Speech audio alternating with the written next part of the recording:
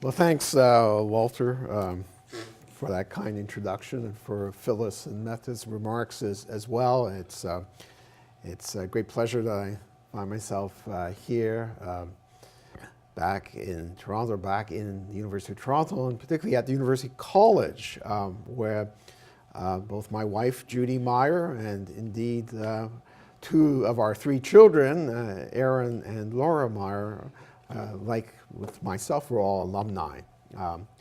But that was some decades ago, particularly for Judy and I, but we have very fond memories of having little brown bag lunches out in the quadrangle here and getting to know each other a little more. And occasionally, though, Judy would show up with a bunch of little cardboards. They were in a stack, and they were called punch cards. And I think I'm probably dating both of us by that reference.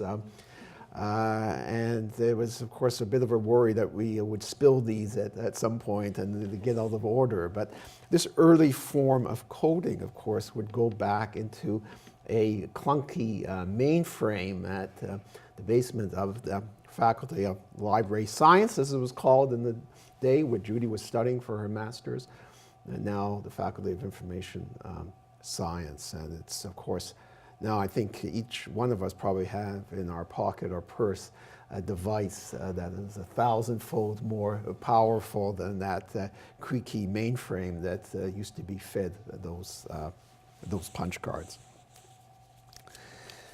Let me introduce you to a topic today that I feel merits our attention. As Walter referred to my previous career as a diplomat, well, often was drawn to the notion of preventative diplomacy.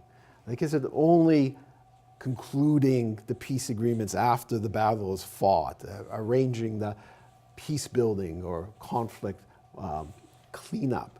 What about preventing the conflict in the first place?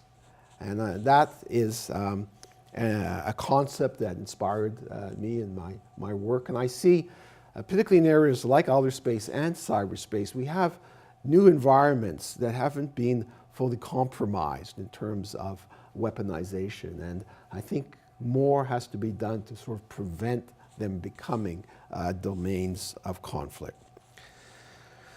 This emerging international security policy challenge does require new norms and new approaches to expectations regarding state behavior.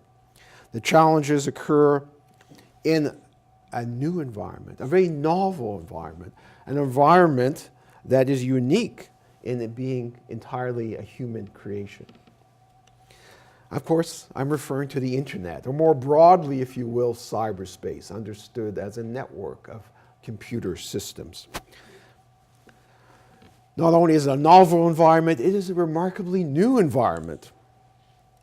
Some of you may already know that the word cyberspace was coined by a Canadian science fiction writer, William Gibson, resident of Vancouver, who about 30 years ago had a novel, Neuromancer, in which he described cyberspace as a consensual hallucination experienced daily by billions. I think you have to agree, it was a pretty prescient metaphor, particularly at a time when the users of the internet now exceed 3 billion individuals. And there are many facets to discussions of cyberspace as a global public policy issue. But for the benefit of tonight's talk, I want to concentrate on the international security dimension of cyberspace, particularly relations between states and the possibilities for interstate cooperation in this unique realm. Before we discuss the interstate relations, I think there are a few contextual facts that I would like to mention. First is the obvious observation that the internet and cyberspace more broadly have become central to our way of life. It would be difficult today to overstate the importance of cyberspace for the functioning of global society and the high level of dependency that has developed on a cyberspace free from threat of deliberate damage or destruction from state actors. The second factor is that the magnitude and the pattern of internet use has changed considerably in recent years. Europe and North America, which used to make up the majority of internet users, has now been eclipsed by the global south. Asia alone, as this graph testifies, now makes up almost half of the world's internet users. And 2/3 of these users now reside in developing countries. And I think that's a fact that will influence approaches to global cyber governance and relations between states. Well, if Asia makes up half of the global internet users, is also the region with the poorest cybersecurity posture. According to a recent study by the cyber security firm Mandiant, the median time of a computer system being compromised and the discovery of that attack was 520 days in the Asia-Pacific region, 3 times the global median time of 146 days. So to put this period in perspective, Mandiant estimates that a competent cyber attacker could have access to what are called domain administration privileges, basically the highest access within a computer system, within 3 days of the initial penetration of that system. So if you sort of compare 3 days with 540 days, that is a lot of time for someone to rummage through your files and decide what is of interest to them and remove them.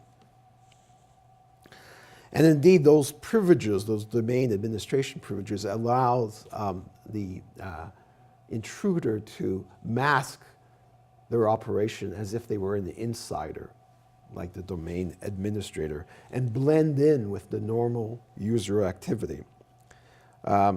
This little figure here, which came from a Mandiant report, I sort of like, as it indicates the basic steps of a cyber intrusion life cycle, as it were.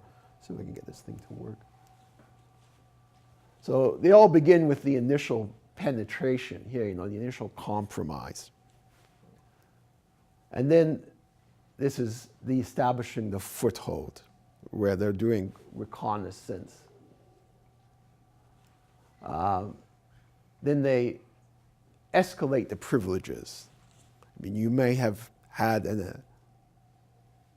one person's computer compromised, but through the LAN, the integrated systems, they can move and find out where the domain administration lies and be able to gain the credentials that then really give them access to the whole system that is there.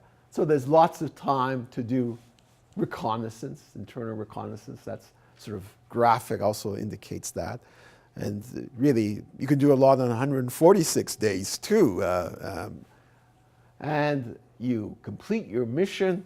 You exfiltrate, is the term of art, the data, often encrypted, often in a condensed version. And you can leave in what are called advanced persistent threats, backdoors that allow the attacker to come re-enter the system at a time and place of his or her choosing.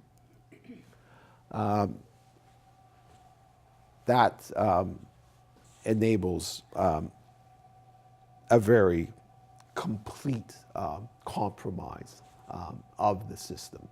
And so much vulnerability is still out there. I mean, a lot of emphasis has been placed on firewalls and, of course, an antivirus software that you should all have.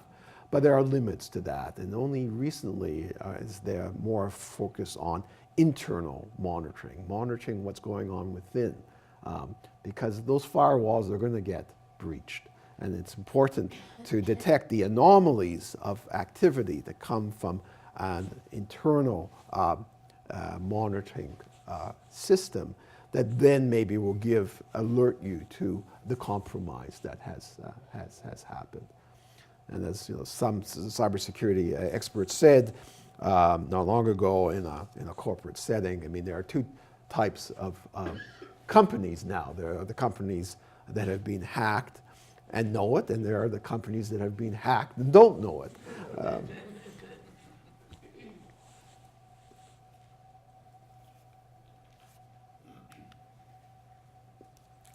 I always liked this cartoon. I hope it's it's about a year old, but I think you know the sort of context in which it's a New Yorker cartoon. I should give them credit for it. But I'm using it just in connection with a rather crucial concept that I think I should introduce, because it clarifies an important difference between two types of cyber operations that are often lumped together under the term cyber attack. And the term of art is computer network exploitation, CNE here in acronym language, which refers to the covert penetration of a computer system in order to extract information from it. The term computer network attack, on the other hand, denotes a covert penetration designed to disrupt, damage, or destroy data or systems. The first action is the purview of intelligence collecting agencies, whereas the second is the mission of the military. And these distinctions have become blurred, however, in the cyber realm, as both operations, CNE and CNA, depend on the same clandestine initial penetration of the system. And of course, the defender who detects that penetration is ignorant as to what the intention of the attacker is. Is it simply to exfiltrate some file or files? Or is it rather the first step in an effort to destroy or damage or manipulate the data on the system? That's a crucial dilemma. Now, previously, when you think of it, national security threats were fairly easily differentiated between these two realms of intelligence gathering, spying, if you will, and military offensive action.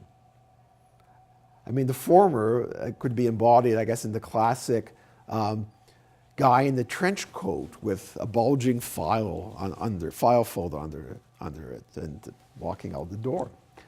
The other in an artillery barrage or a main battle tank. You couldn't be confused about the nature of these two. The nature and modus operandi were so distinct.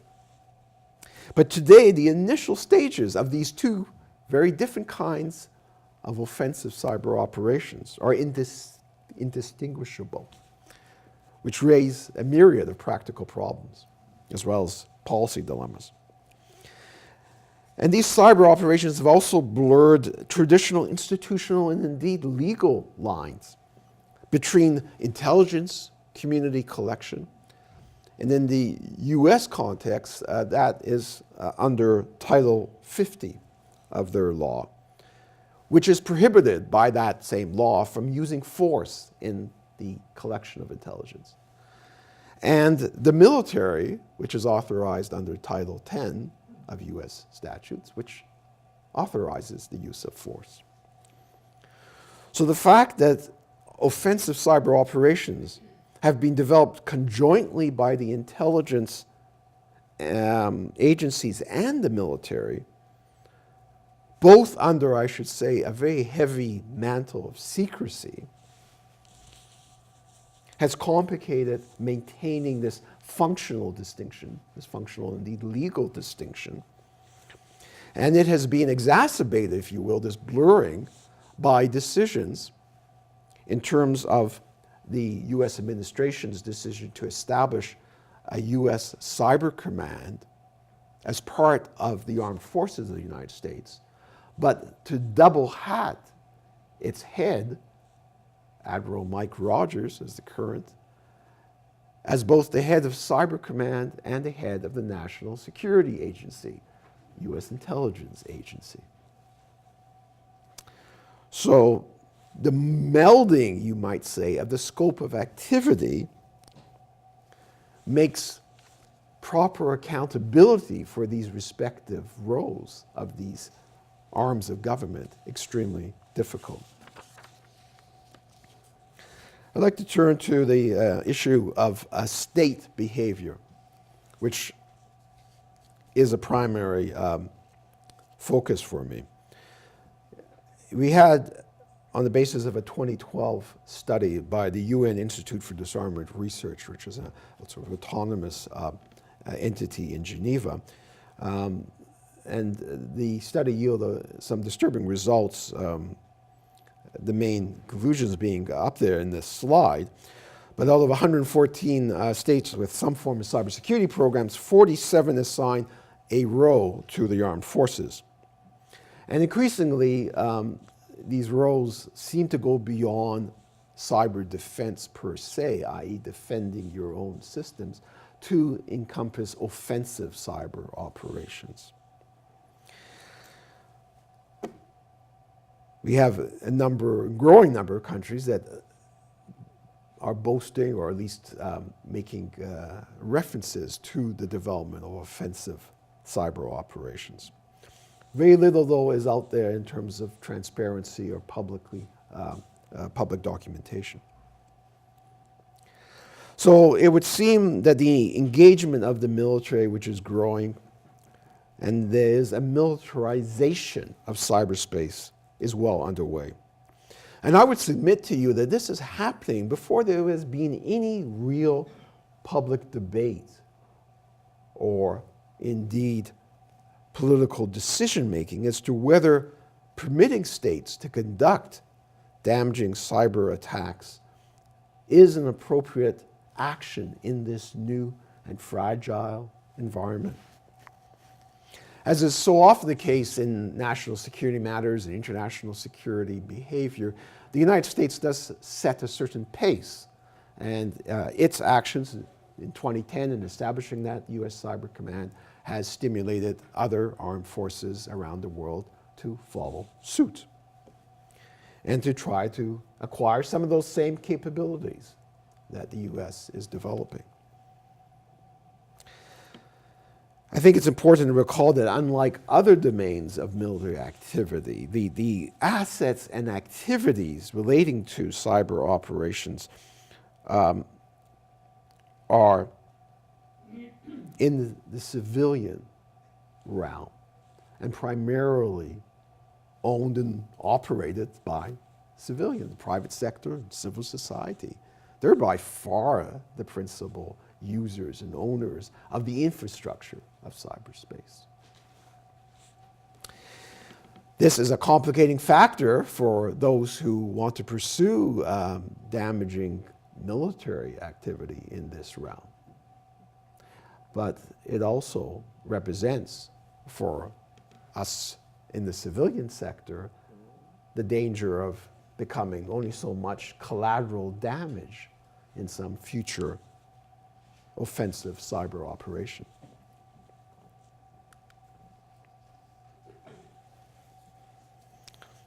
I like classical illusions, so someone has crossed the Rubicon here appealed to me because I think it is appropriate to harken back to that in connection with this, again, extremely recent phenomenon of offensive operations. And I want to mention a few of these. They're listed there as probably the most salient recent offensive operations.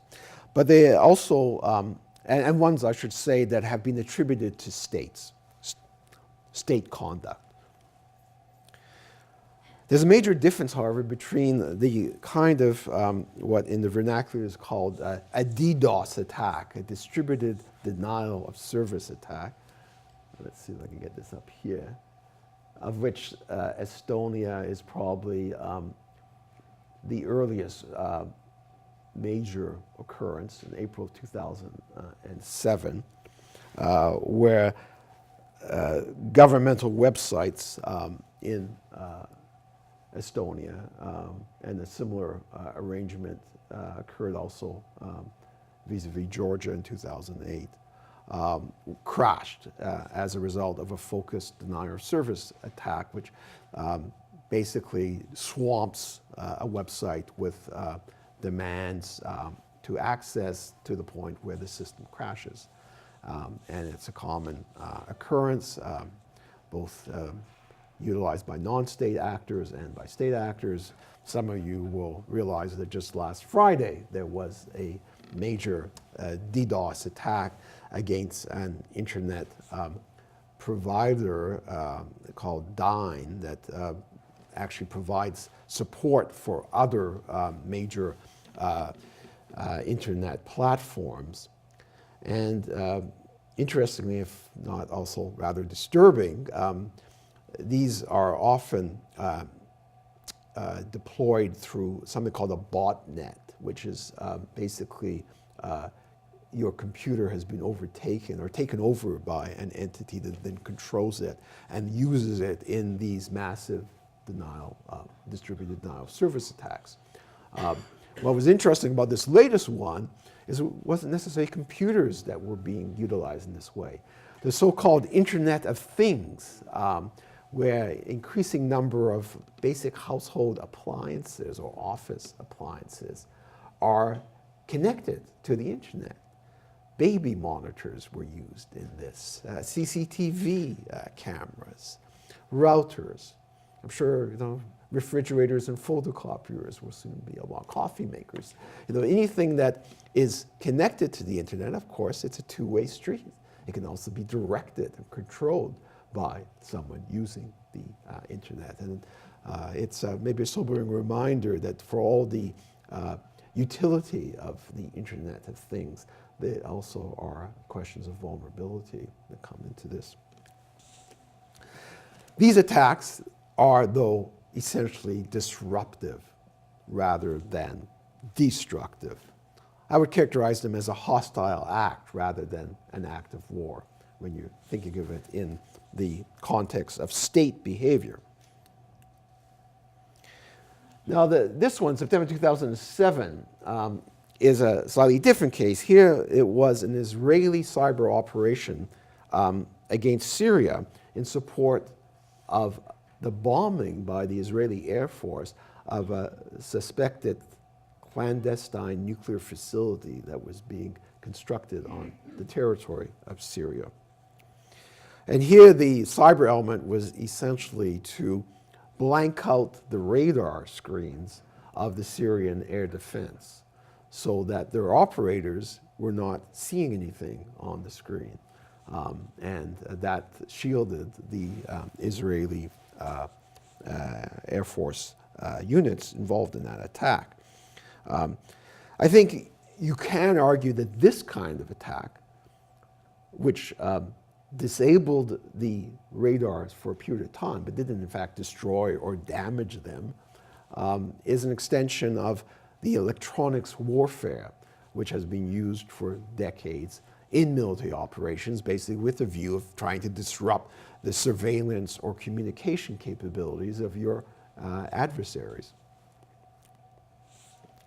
Then we have the Rubicon crossing one, which is the so-called Stuxnet worm. I've got 2010 here because that was when it began to be commented on, initially by a series of private sector cybersecurity firms that were surprised by this specialized computer cyber payload that had affected only a certain type of Siemens control, computer control devices.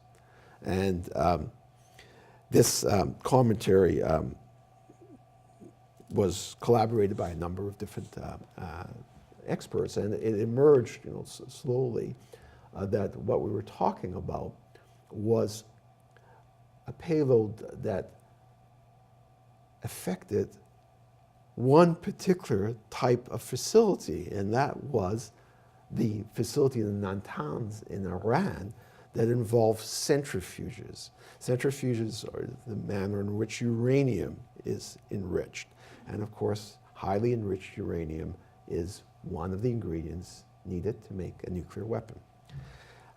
And you'll recall that there was a high degree of suspicion on the part of the international community as what were the ultimate intentions of Iran's nuclear program. Iran, party and non-nuclear weapon state, good standing in the NPT, claimed that it had never had an intention to go beyond civilian legitimate uses of its nuclear facilities, nuclear energy. Others were worried that it might have had a clandestine nuclear weapons development program as part. There have been negotiations going on since 2003 regarding this. Negotiations, I'm pleased to say, ultimately culminated in success last year in terms of the Joint Comprehensive Program of Action signed between Iran and its negotiating partners. But what was happening while this dispute was continuing, you might say beneath the radar screen, was the first employment of an offensive cyber operation that involved the physical destruction of something. Basically, this very sophisticated Stuxnet payload varied the speed of the centrifuges, which are delicate instruments in a way. And if you speed them up and then quickly slow them down, they go bust on you and break apart and cause considerable damage. So that was what was happening. The Iranians were puzzled because the control systems for the operators of those centrifuges were showing everything was normal. And so it's not, if you know a little thing about nuclear technology, it's also not unheard of that centrifuges do go bad on you. I mean, it's a high degree of calibration required to run. So it was just a big puzzle for them. But then whether it was this commentary that began to come out in the technical cybersecurity community regarding this new worm that was released, or other ways, but finally the Iranians realized they had been victimized by this. And here we have in June of 2012, we suddenly have a series of articles. I don't know if many of you are familiar with David Sanger, who writes for the New York Times. Well, it first came out in June 2012. I was surprised at the time to see it because he described a whole operation called Olympic Games. That was the code word, to do what was labeled by others as a Stuxnet worm. And it's curious, this was a major leak, and you know that Sanger had his sources in the White House for it. And it puzzled me, why would this have come out now, and what was the motivation? And it'd be interesting in a psychological study, whether people who feel that they have accomplished some great coup in the clandestine world, eventually feel compelled to boast about it to someone. So I was kind of attributing it, to human frailties, and maybe that second scotch at some bar in Virginia that led a trail to Mr. Sanger. But more recently, I've seen some speculation, which is intriguing and puts in a domestic political context. Summer of 2012, what was going to be happening in November of that same year? Midterm elections. The Democratic president in the White House. some who feel vulnerable to criticism that they are weak on national security matters. Why not maybe boast their political chances by coming out with some accomplishment of that nature? I'll leave it to you to speculate what was the effect, but suffice it to say that the ex-CIA chief, Michael Hayden, compared this action of Stuxnet, this first physical destruction through a cyber operation, as the equivalent of Caesar's decision to take his legions across the Rubicon and therefore violate the law and regime of Rome. And it was quickly followed by another operation. And again, you can talk about who had the motivation. Flame ends up attacking what? Well, the Ministry of Oil of Iran and the Iranian Oil Corporation.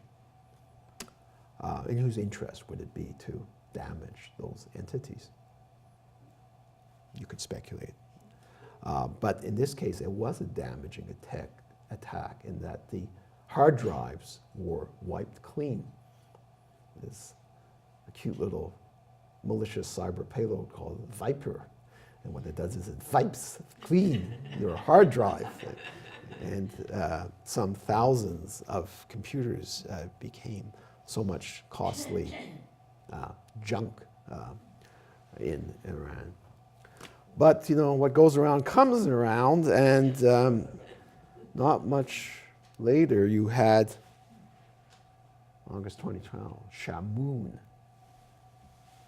codename, an operation that attacks the U.S. Saudi-controlled Aramco oil company in Saudi Arabia. And as a result of that attack, some 30,000 computers in that company network the data was destroyed on it.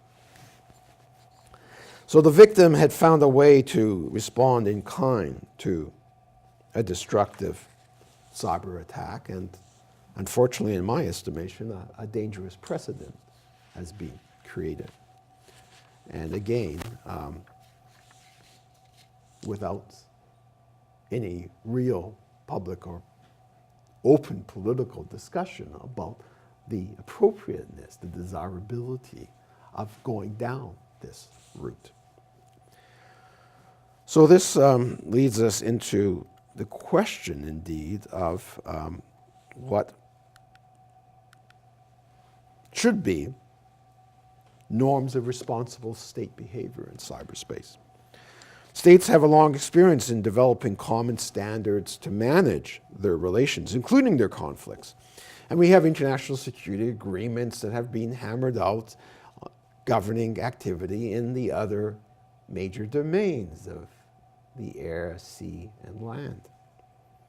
Cyberspace, however, is a unique domain, and it raises special concerns. And the manifestations of conflict have only recently begun to emerge in this environment, and frankly, states have been very slow to address the problem. The focus on cybersecurity, to the degree that there's been any focus by states at all, has tended to be on the immediate domestic situation. And that reflects, of course, a certain priority to domestic issues. And perhaps ironically, the United States was the first country to recognize officially, though, the interrelationship between national and global cyber security with a path-breaking policy document that was released in May 2011 entitled the International Strategy for Cyberspace. And as you can see from the slide, the statement called for the development of a global consensus on norms of responsible state behavior for this new realm of cyberspace. Having noted, of course, that these threats could endanger international peace and security if conflict was allowed to extend into this new domain. Well, the policy was clear and the goal, I think, far-reaching and forward-looking. The Obama administration had trouble translating it into any sort of multilateral process to, in fact, negotiate this global consensus. And it seemed that the sense of urgency that initially governed the release of this statement dissipated as the Obama administration increasingly turned its attentions to other areas. Perhaps they saw more amenable to progress. And this whole issue of norms of responsible state behavior was relegated to the diplomatic back burner. Of course, part of the context in which perhaps explains how the Obama administration sort of backed off its initial advocacy of this new framework for international cooperation relates to a former National Security Agency contractor by the name of Edward Snowden, who in the summer of 2013 exposed a massive external and domestic cyber surveillance and intelligence gathering program being conducted by the United States.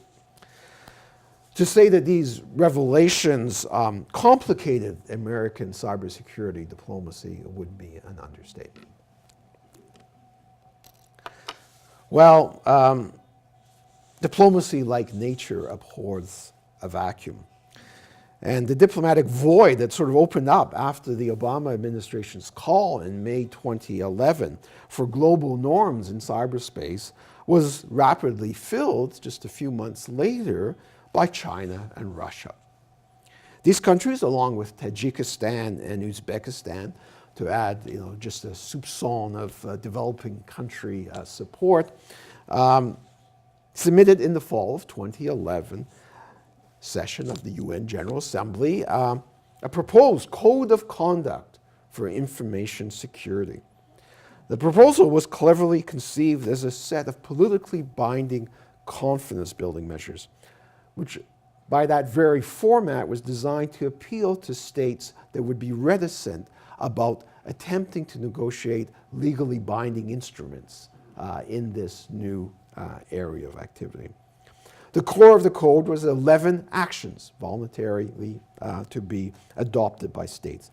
Most of these were innocuous, but two of which would be problematic. And what I have here in this slide, I'll sort of explain. The first, these are the two I refer to. There was a revision offered 3 years down the road in 2015 of the Code of Conduct. And so in italics, you have what was revised regarding those two particular actions. And in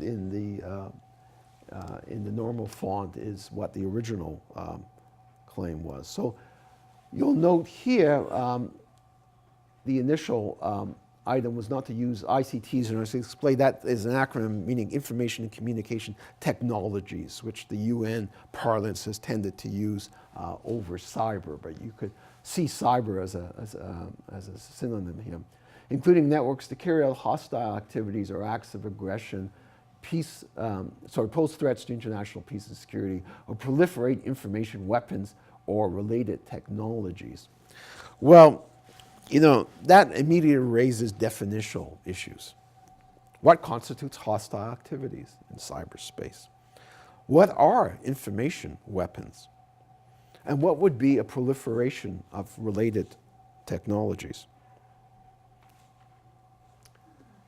The second one, to reaffirm all the rights and responsibilities of states to protect, in accordance with relevant laws and regulations, their information space and critical infrastructure from threats, disturbance, attack, and sabotage. Well, similarly, the assertion of state rights to protect their information space was open to varying interpretations. Would, for instance, critical commentary by an NGO be considered a disturbance or even sabotage of that information space? I suggest it doesn't take a veteran diplomat to point out the problematic nature of such ambiguous language in an international instrument, be it politically or legally binding. Now, China and Russia have proceeded rather cautiously with this. This code was introduced initially in 2011. They've had a series of consultations. And as I mentioned, in January of last year, they circulated a revised version of their proposal. Always a good practice in diplomacy, by the way, to indicate that you're listening to others and talking and taking on board their views and making revisions. Now, the comparison, rather major comparison between the first versions on this.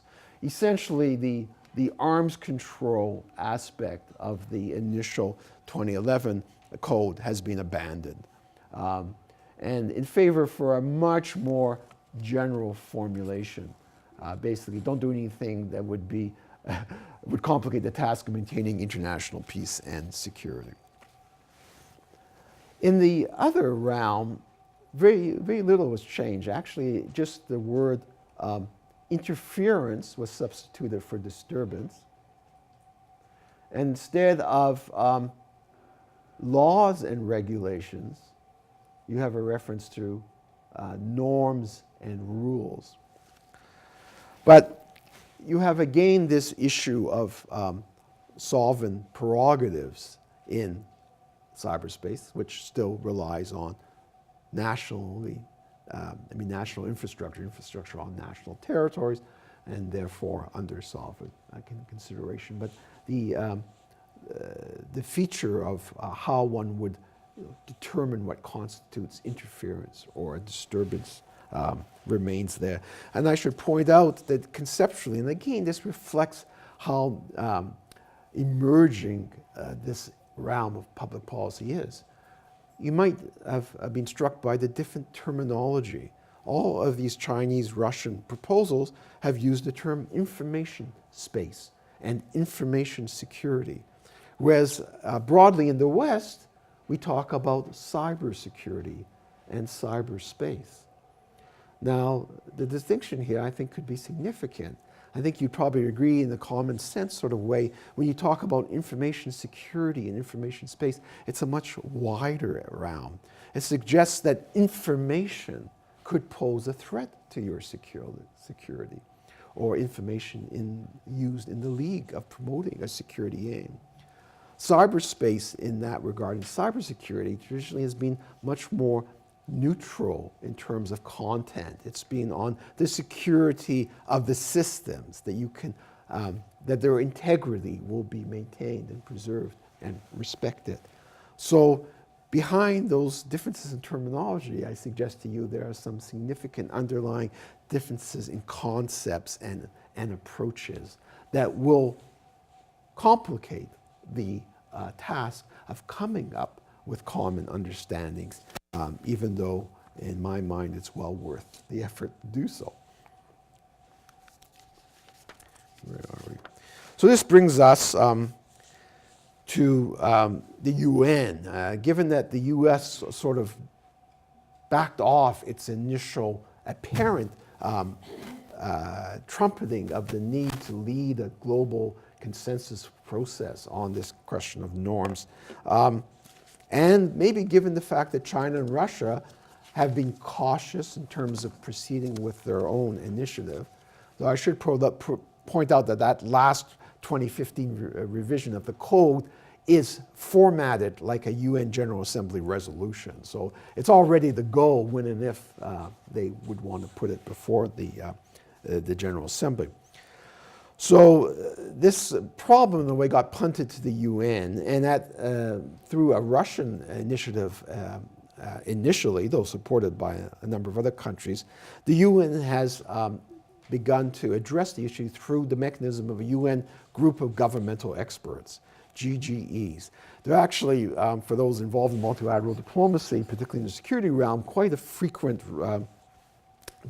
resorted to device. Basically what it does is it forms a group from 15 to 20, sometimes 25 representatives of states that are supposed to be geographically representative, and they are to meet for a period of time to study a new realm and to come up with recommendations for going forward. And so there have been a series of these GGEs in recent times, and they came up with consensus reports, and it's important to note that they operate on the basis of consensus. All the reps have to agree on the report that's tabled. So in 2010, 2013, 2015, all of these reports came out, and they all acknowledged that states have an interest in preventing conflict in cyberspace, as you might imagine, and that international cooperation was essential to reduce risk and enhance security. The reports also suggested that a series of confidence-building measures to increase interstate cooperation, transparency, predictability, and stability. And in the latest iteration, the one from 2015, they went so far as also to suggest a number of restraint measures, such as not targeting critical infrastructure or states' computer emergency response teams. These are the units that are to respond to a cyber problem, cyber assault. And they've also encouraged a degree of sharing of information amongst states, including on software vulnerabilities. Of course, you might say this is a bit of wishful thinking, because at the moment it's exactly those vulnerabilities that are jealously guarded by states in order to fashion these offensive cyber operations that, as you will recall, as a first step need to get covert penetration into another system. So in fact, using one of these vulnerabilities in a software program is a key asset in that regard, so-called zero-day exploits. Well, you have now, as shown on the slide, yet another GGE that's underway, and it's going to report in 2017. But there's a problem with all of this. A certain GGE fatigue has settled in. Because what these groups, and they vary, I would say, in their competencies and quality, but their recommendations are just that. They're recommendations that until such time as states actually adopt them, have no particular status. And there's a danger, I would suggest to you, that a false security can emerge, that just because there's a group of governmental experts somewhere in the UN bowels that are looking at these issues, that it's having an effect on state behavior, and yet that behavior is largely unchanged. So that poses a challenge for those who really want to see those responsible norms of state behavior actually become implemented. So I think this is time for a cyber peace process. And against a backdrop of this relentless militarization of cyberspace, it's not, in my mind, sufficient simply to call for the development of global norms any longer. We need a dedicated diplomatic process to actually accomplish this task. States will have to move beyond the initial expressions of interest in such an undertaking and actually agree on mechanisms to negotiate these norms and supporting measures of restraint. And these won't be easy, as some of the conceptual and political strategic differences that I've already enumerated suggest. Now, bilateral consultations can help between the leading cyber powers, and after a somewhat rocky beginning, it seems that China and the US are talking to each other. The US and Russia had initiated a cyber security dialogue, but it was suspended post the Crimean events as a form of disapproval by the American side. One has to weigh the merits of some of these approaches. And the global character, though, of cyberspace suggests that in the end, bilateral or even regional approaches is not appropriate or adequate. I mean, you can't think of anything more quintessentially universal than the internet. And I suggest that we need, in order to preserve coherence and ultimately effectiveness, to have norms agreed at the most universal level which we have, which is under the UN auspices. In my mind, the priority should first be given to negotiating cooperative measures that actually restrain destructive or damaging cyber operations. The threat to international security posed by certain state cyber actions should be the focus, putting to one side, for the time being, the issues of state cyber espionage, which are far less amenable to negotiated interstate agreements. The language and assumption of cyber war needs to be rejected. Cyberspace is an environment that need not be reduced to just another domain for war fighting. Although there's many a military figure eager to make a self-fulfilling prophecy to that effect. International cooperation has effectively demilitarized certain special environments in the past. Outer space, the seabed, Antarctica, to name a few. And the same status could be associated and applied to cyberspace.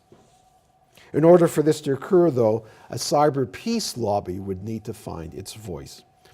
Given the huge stake in cyberspace and their strong interest in preserving this environment for peaceful purposes, I suggest that the private sector, and indeed civil society, the billions of netizens, as they call, should be incumbent on them to be active in pressing their governments to take that responsible state action sooner rather than later.